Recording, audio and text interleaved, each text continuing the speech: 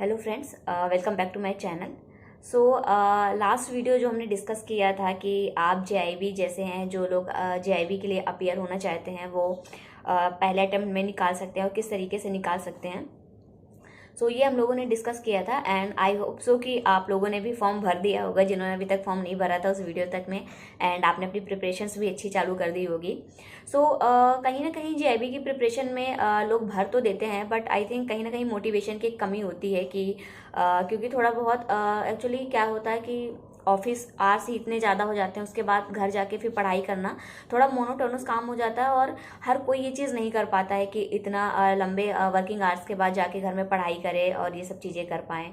लेकिन I think जब हम उसके बेनिफिट्स के बारे में सोचते हैं जेआईबी के बारे में, तो कहीं ना कहीं एक मोटिवेशन फैक्टर सामने आता है कि क्यों जेआईबी करना चाहिए। और मैंने आपको जैसे कि बताया था कि इसके क्या क्या फ़ायदे हैं। उसमें जो सबसे पहला और जो सबसे बड़ा फैक्टर है वो यही है जो आपको मॉनेटरी टर्म्स में बेनिफिट मिलता है।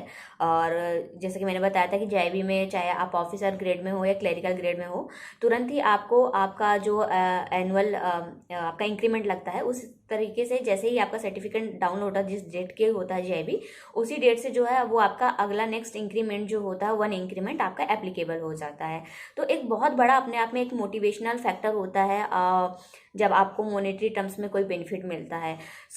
इसी के लिए मैं कुछ एक सैलरी स्लिप लेकर आई हूँ और आफ्टर बिफोर का हम डिस्कस करेंगे कि जेआईबी के पहले जो पास के पहले था वो सैलरी का स्ट्रक्चर क्या था, एंड जब वही कैंडिडेट ने पास कर लिया अपना जेआईबी का तो उसके बाद उनकी सैलरी में क्या लगभग कितने का अप्रोक्स जो है मंथली हमारा पड़ जाएगा, बढ़ेगा हमारे सैलरी, वो सारी चीज़ें हम लोग डिस्कस करेंगे। उसके लिए मैं एक सैलरी स्लिप भी लेकर आई हूँ। तो चलिए फटाफट चलते हैं सैलरी स्लिप में एंड गेट इनटू दिस। ये सैलरी स्लिप जैसा कि आप देख सकते हैं और बहुत ही ज़्यादा पुरानी नहीं है, लेटेस्ट सैलरी स्लिप है। तो ये है जून 2022 की सैलरी स्लिप एंड आप देख सकते हैं इसमें कि जो इनका बेसिक है ये है जो 8 स्टेज इनकी चल रही है एंड इनका बेसिक है 26,080 रुपये। ये जेआईबी पास करने का है, बिफोर इंक्रीमेंट का है, जेआईबी के इंक्रीमेंट की पहले की सैलरी है। जैसे आप इसका देख सकते हैं क्लासिफिकेशन कि यहाँ पे बेसिक पे 26,080 है, इसके बाद इनको डीए मिला है तो उस टाइम पे उस क्वार्टर का जो डीए चल रहा होगा उसके अकॉर्डिंगली बेसिक पे एंड प्लस क्योंकि ये क्लरिकल स्टाफ है तो यहाँ पे स्पेशल पे फॉर अवार्ड स्टाफ जैसे इन्हें मिला हुआ है 1940 रुपये का। जब इनका डीए और एचआरए कैलकुलेट होगा तो बेसिक प्लस इनका स्पेशल पे फॉर अवार्ड स्टाफ ऐड हो जाता है ना क्लरिकल केस में, और जो ऑफिसर के केस में है वो सारा कैलकुलेशन हमारा बेसिक पे चलता है। इस केस में अगर बात करें पर्टिकुलर तो बेसिक और प्लस जो है वो यहाँ पे अवार्ड स्टाफ का आपका उस पर डीए कैलकुलेट होगा एंड एचआरए कैलकुलेट हुआ है, then DA on special allowance हुआ है, स्पेशल अलाउंस है और फिर ट्रांसपोर्ट अलाउंस है। तो ये एक सैलरी स्लिप है और ये जो बेसिक है 26,080 रुपये और इसका क्लासिफिकेशन है। इनका जो जून मंथ में बना है ग्रॉस वो आप देख सकते हैं गाइस कि 46,638 रुपये 38 पैसा बना हुआ है। ये बिफोर जेआईबी है। अब जो है ये क्योंकि इन्होंने पास कर लिया होगा जेआईबी एंड जब उन्होंने अपना सर्टिफिकेट प्रोड्यूस किया वेरी नेक्स्ट मंथ जो है ये एप्लीकेबल हो जाता है विद द इफेक्ट ऑफ आपका passing date of JIB certificate. अब मैं आपको इसके बाद का दिखाती हूँ सैलरी स्लिप जो कि है जुलाई मंथ की, जैसे कि आप देख सकते हैं उसी कैंडिडेट की है एंड ये इनका जुलाई मंथ का सैलरी स्लिप है। इसमें आप देख सकते हैं क्योंकि एक इंक्रीमेंट बढ़ जाता है जस्ट, तो पिछली वाली में जैसे 8वीं स्टेज पे चल रहा था 26,080 पे एंड इस बार एक स्टेज इंक्रीमेंट हो गया इसलिए स्टेज आपको 9 दिख रहा है एंड बेसिक इज 27,570 रुपये। अब जो सारा का सारा कैलकुलेशन होगा वो बेसिक 27,570 पे होगा। तो उसी तरीके से बाकी चीज़ें रहेंगी कंपोनेंट्स लाइक आपका जो डीए है और एचआरए जो है वो बेसिक प्लस स्पेशल पे फॉर अवार्ड स्टाफ को मिला के कैलकुलेट होगा, सारा कैलकुलेशन वैसे ही होगा। अब जो है जुलाई मंथ में जब हमारा जीआईबी का इंक्रीमेंट लग चुका है तो इनकी ग्रॉस जो है वो बन रही है 49,098 रुपये 50 पैसा। ठीक है। इसमें एक चीज़ मिसिंग है क्योंकि देखिए ये जो बेसिक हुआ है ये तो एक क्योंकि बेसिक हो जाता है, इसके अलावा इनका जो सर्टिफिकेट होगा है ना, जैसे कि वो किसी भी डेट पे, जैसे अगर हम लेटेस्ट कभी की बात करें तो अभी जीआईबी की जो सर्टिफिकेट है वो जो अभी अगस्त माह में रिलीज़ हुए हैं, तो इसी तरह की डेट रही होगी।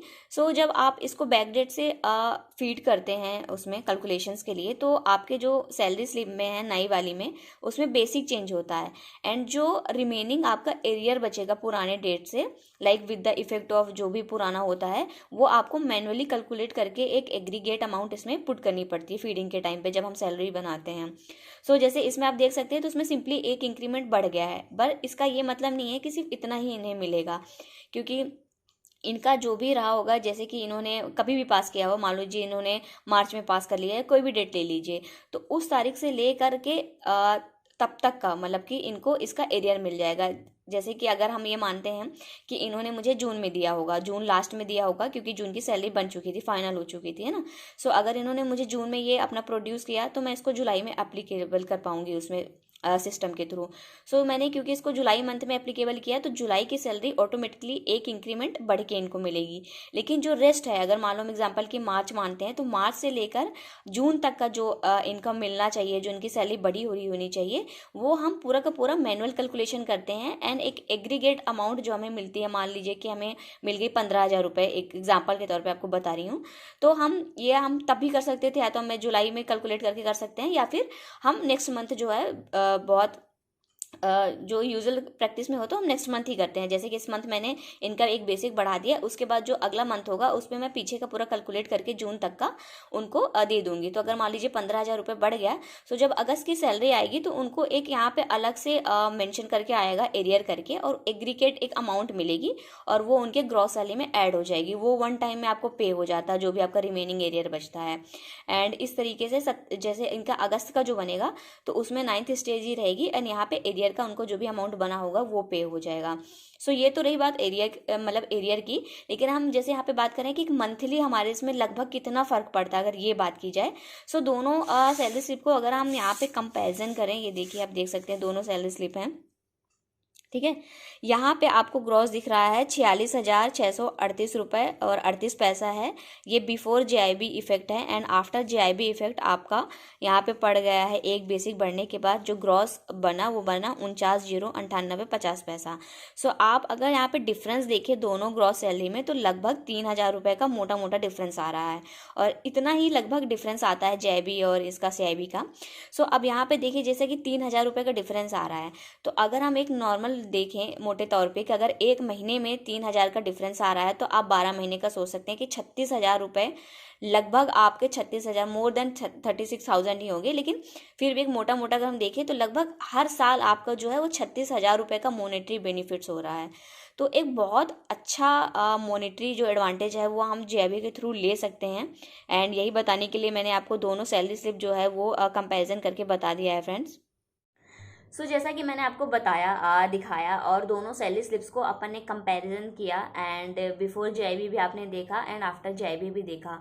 सो वही है कि मंथली ऑन एवरेज अगर हम देखें, तो 3,000 रुपये का आपको मॉनेटरी बेनिफिट्स हो रहा है, एंड जो कि सालाना आपको 36,000 रुपये का फ़ायदा करा सकता है। तो मुझे लगता है काफ़ी अच्छी डील है।